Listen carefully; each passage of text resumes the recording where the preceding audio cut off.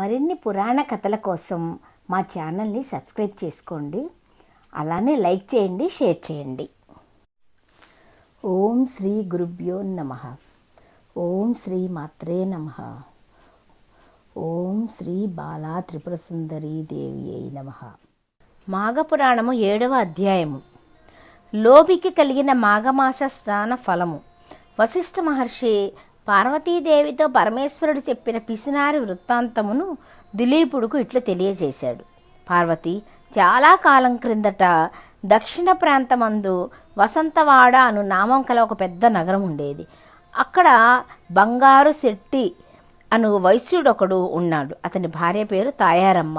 ఈ బంగారు శెట్టి పిసినిగొట్టు.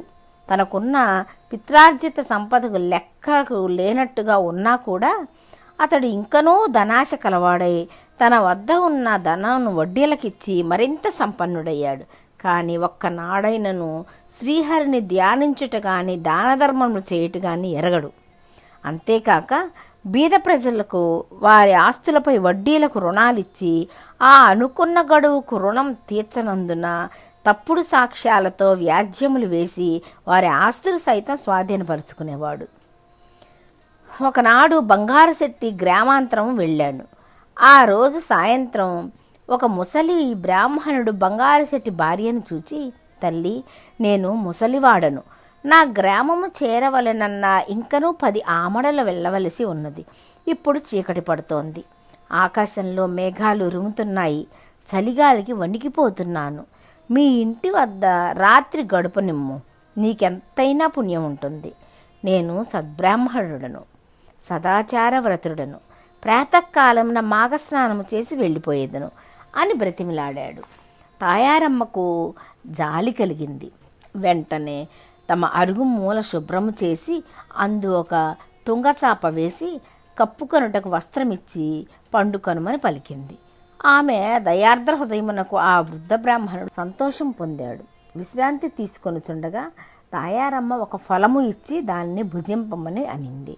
ఆర్య, మాఘస్నానము చేసి వెళ్ళేదను అన్నారు కదా, ఆ మాఘస్నానం అంటే ఏంటి కాస్త తెలియచేయండి అంటూ కుతూహలంగా అడిగింది. ఆ వృద్ధ బ్రాహ్మణుడు దుప్పటి కప్పుకొని, అమ్మ, మాఘమాసము గురించి చెప్పుట నా శక్యము కాదు. ఈ మాసములో నది యందు గాని, తటాకమందు గాని, లేక నూతి యందు గాని సూర్యోదయం తర్వాత చన్నీళ్ల స్నానము చేసి విష్ణు మందిరానికి వెళ్ళి తులసీ దళముతోనూ పూలతోనూ పూజ చేసి స్వామివారి ప్రసాదమును స్వీకరించవలెను.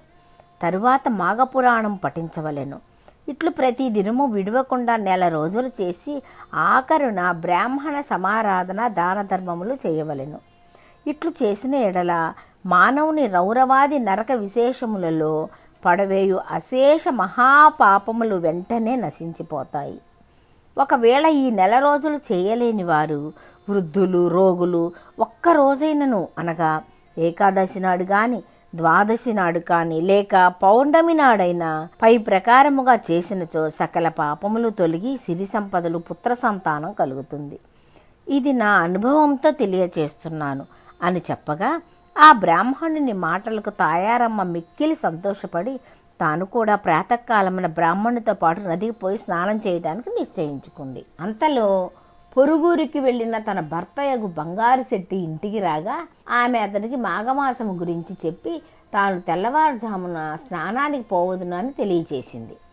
భార్య చెప్పిన మాటలకు బంగారు శెట్టికి కోపం వచ్చి ఒంటి నిండా మంటలు బయలుదేరినట్లుగా పళ్ళు పటపట కొరికి, ఓసి వెర్రిదానా, ఎవరు చెప్పినారే నీకు ఈ సంగతి? మాఘమాసం అనేమిటి? స్నానం ఏంటి? వ్రతము దానాలేంటి? నీకేమైనా పిచ్చి పట్టిందా? చాలు చాలు, అధిక ప్రసంగం చేసినచో నోరు నొక్కి వేస్తాను. డబ్బును సంపాదించటంలో పంచ ప్రాణాలు పోతున్నాయి. ఎవరికైనా ఒక్క పైసా కూడా వదలకుండా వడ్డీలు వసూలు చేస్తూ కూడబెట్టిన ధనాన్ని దానం చేస్తావా? చలిలో చన్నీళ్ళ స్నానం చేసి పూజలు చేసి దానాలు చేస్తే ఒళ్ళు ఇల్లు గొల్లై నెత్తిపైన చెంగు వేసుకొని భిక్షాందేహి అని అనవలసిందే. జాగ్రత్త, వెళ్ళి పడుకో అని కోపగిచ్చుకున్నాడు. ఆ రాత్రి తాయారమ్మకు నిద్ర పట్టలేదు. ఎప్పుడు తెల్లవారునా, ఎప్పుడు నదికి వెళ్ళి స్నానము చేతునా అని ఆతృతగా ఉన్నది. కొన్ని గడియలకు తెల్లవారింది. తాను కాలకృత్యములు తీర్చుకొని ఇంటికి వచ్చి ఉన్న వృద్ధ బ్రాహ్మణునితో మగనికి చెప్పకుండా నదికి పోయి స్నానము చేయుచున్నది. ఈలోగా బంగారు శెట్టి పసిగట్టి ఒక దుడ్డుకర్ర తీసుకొని నదికి పోయి నీళ్ళల్లో దిగి భార్యను కొట్టబోచుండగా ఆ ఇద్దరు కొంత తడువు నీళ్లలో పెనుగుసలాడి అట్లా మునుగుటచే ఇద్దరికీ మాఘమాస ఫలం దక్కింది. మొత్తం మీద బంగారు శెట్టి భార్యను కొట్టి ఇంటికి తీసుకొచ్చాడు. కొన్ని సంవత్సరాలు జరిగిన తర్వాత ఒకనాడు ఇద్దరికి ఒక వ్యాధి సోకింది. మరికొన్ని రోజులకు ఇద్దరూ చనిపోవటచే బంగారు శెట్టిని తీసుకొని పోవుటకు యమభటులు వచ్చి కాలపాశం వేసి తీసుకొని పోవచుండిరి. తాయారమ్మను తీసుకొని పోవటానికి విష్ణుదూతలు వచ్చి ఆమెను రథంపై ఎక్కించుకొని తీసుకొని పోవచ్చున్నారు.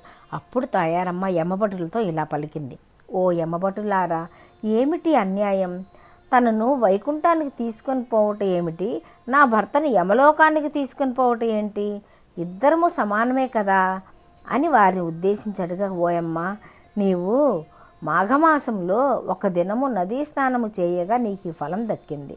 కానీ నీ భర్త అనేకులను హింసించి అన్యాయంగా ధనార్జన చేసి అనేకుల వద్ద అసత్యములాడి నరకమన్న భయం లేక భగవంతునిపై భక్తి లేక వ్యవహరించటనందులకే యమలోకమునకు తీసుకొని పోతున్నాము అని యమభటులు పలికారు.